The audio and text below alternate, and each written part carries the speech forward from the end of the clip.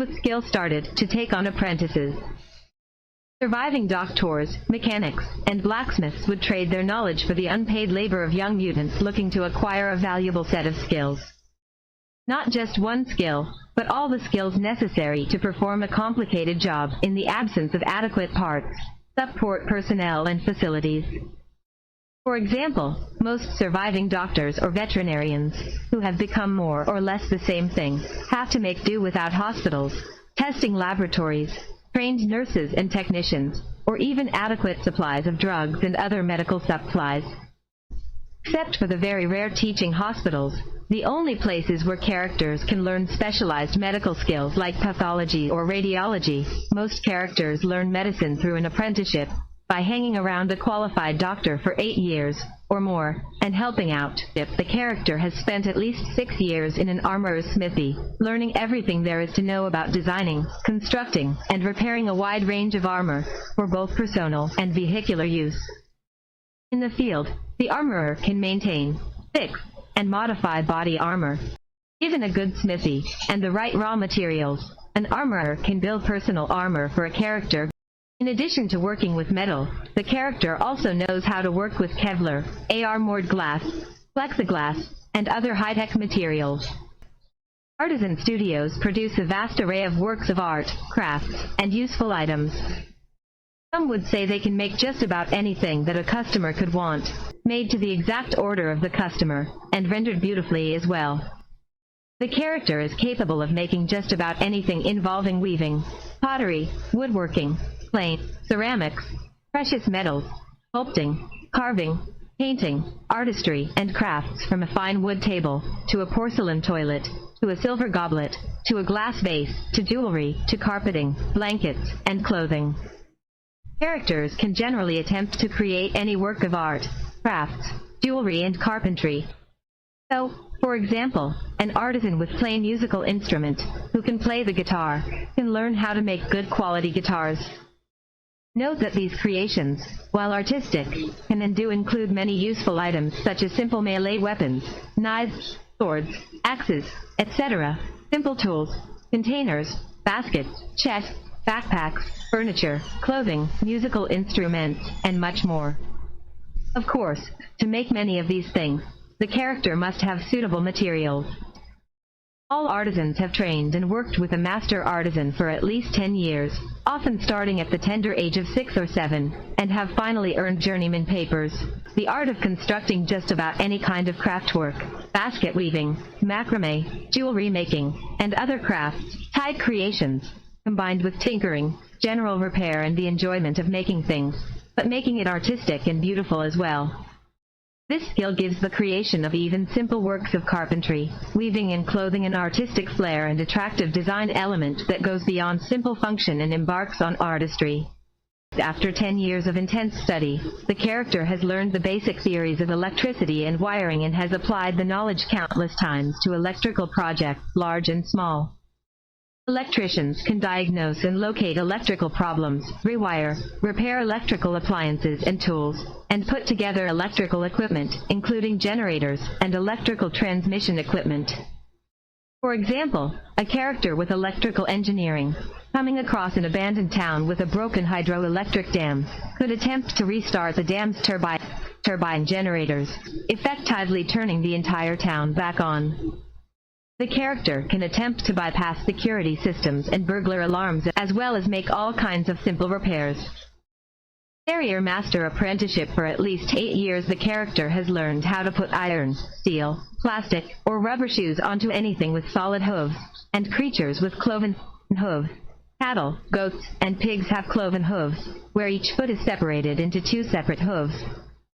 The character has learned how to design, build, construct, and modify quite several different kinds of creator shoes, including those of steel, iron, aluminum, and some types of plastic, as well as coating different kinds of shoes in rubber, leather, or other materials.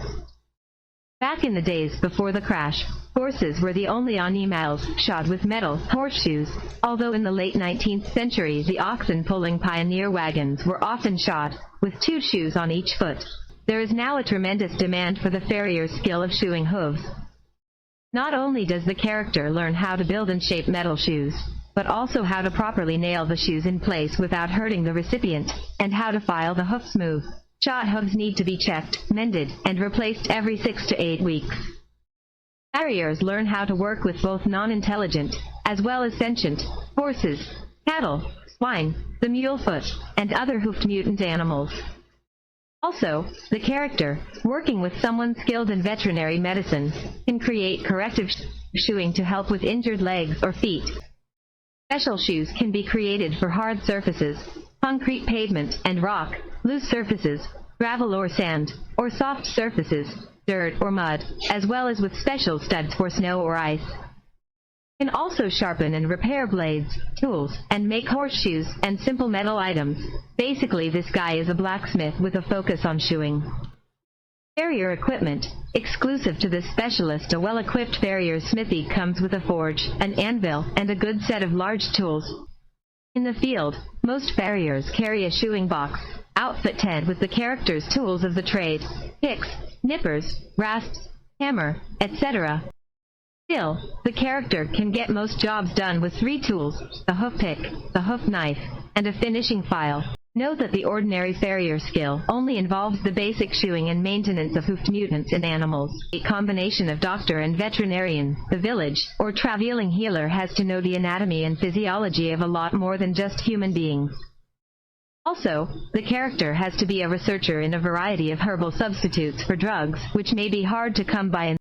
The character also assists in a variety of different kinds of birthing, from normal delivery to cesarean section, C-section, surgical removal of a baby from the mother, to birthing from eggs and other artificial wombs and fetal incubators. The character has spent at least 10 years shipboard or on riverboats, starting as a cabin kid, learning all about life on the water, the business of shipping by water, navigation, steering, hull inspection and repair, and the art of control and command over crew members. The character has performed at no less a rank than third mate and has mariner papers, certificates and a logbook to prove it. Copies are kept at the character's main guild house, in case of loss or damage. The character is capable of taking command of even the largest vessel, of training crew, and of operating either a ship on a long ocean voyage, sail, or a long river journey, boat. Sail characters know all about sailing ships, while boat characters are more familiar with diesel, gasoline, electric and solar propulsion systems. The village master mechanic has to be able to deal with repairing everything from an 1857 steam-powered mechanical thresher to a 1957 internal combustion Ford truck to a 2057 fuel cell/electric commuter bus. If it breaks, it needs fixing. If it needs a part, then the part has to be found and installed, repaired, and installed or made from scratch. If the community needs another one, then the mechanic may just have to build a duplicate from scratch. In 8 years of training, the character learns how machinery is designed, operated, built, and maintained. Characters can attempt to redesign, modify, sabotage, repair, or construct mechanical devices. With this training, it is possible to put abandoned factories, mines, loading docks, railroad trains, and other sophisticated industrial plants back into operation. The job of a teamster is considerably more complicated than it was, say, in 19th century America. The big difference is that the creatures who haul wagons, while they could be unmutated horses or oxen, are more likely to be either intelligent mutant animals or gigantic, incredibly stupid mutant insects. Still, as in days of old, the job mainly involves the complicated process of hitching up pulling creatures to a large wheeled carriage and then working as the driver. Also includes skill in evaluating and repairing a range of creature-drawn vehicles that could be anything from a specially constructed wagon to a heavily modified truck with the engine ripped out, as well as harnessing/bridling work animals. There's nothing simple about making weapons. That's because there's no such thing as a standard weapon. Characters vary from tiny to gigantic, and their hands can be anything from clumsy paws to hands equipped with far too many fingers. Most weapons have to be customized to the buyer, and often must be built specifically for the needs of a particular hand. The character is trained in the design, construction, maintenance, and repair of both ancient and modern weapons. capable of creating a wide range of weapons, or modifying weapons to suit the size level, or special anatomy, of a variety of mutant animals. Every weaponsmith can make basic ancient weapons, like knives, swords, spears, bows, and polearms, as well as basic firearms, like revolvers and bolt-action rifles. Each weaponsmith character should select one weapon, which can be anything from a particular knife, as in a Bowie knife, to a sword, to a revolver or rifle.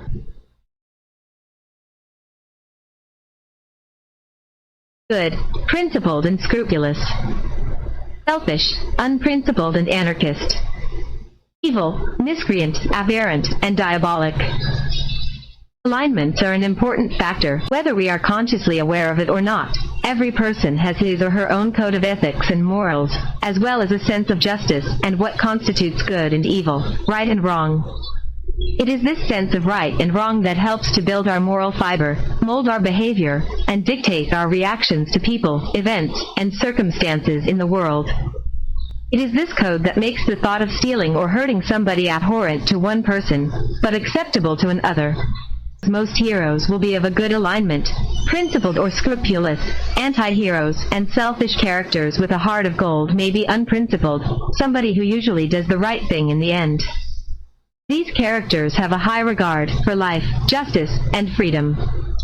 They will never, or rarely, intentionally take a life, even that of a villain, always try to uphold the law, and never betray their word of honor.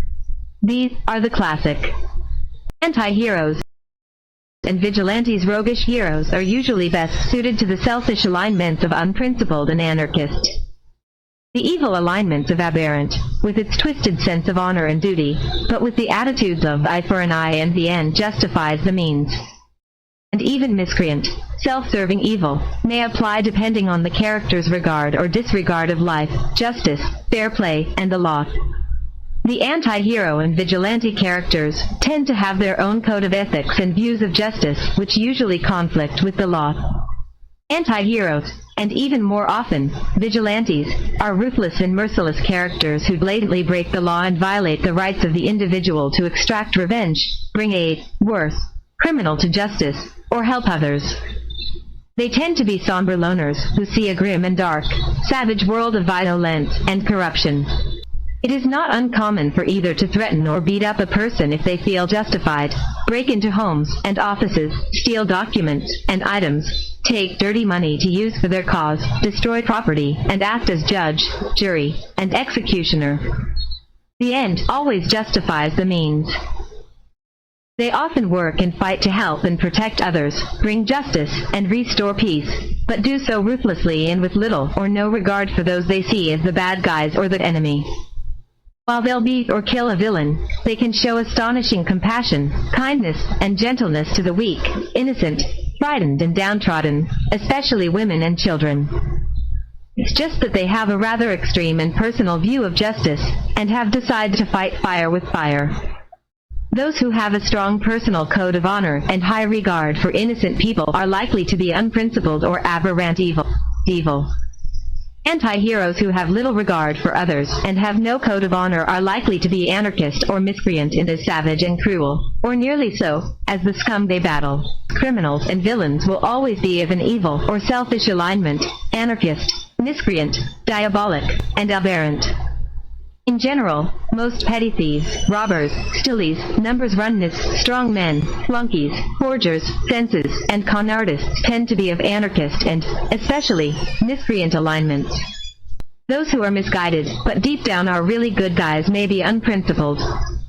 In this case, these are guys who don't really want or mean to hurt anybody, but who, for one reason or another, junkie, alcoholic, desperate, runs with a gang, gullible, and always looking for the big score without thinking through all the consequences, or is easily duped, etc., seem to find themselves entangled with criminals and involved in activities on the wrong side of the law. However, these criminals with a tarnished heart of gold are a rarity. Most are the scum of the earth and evil.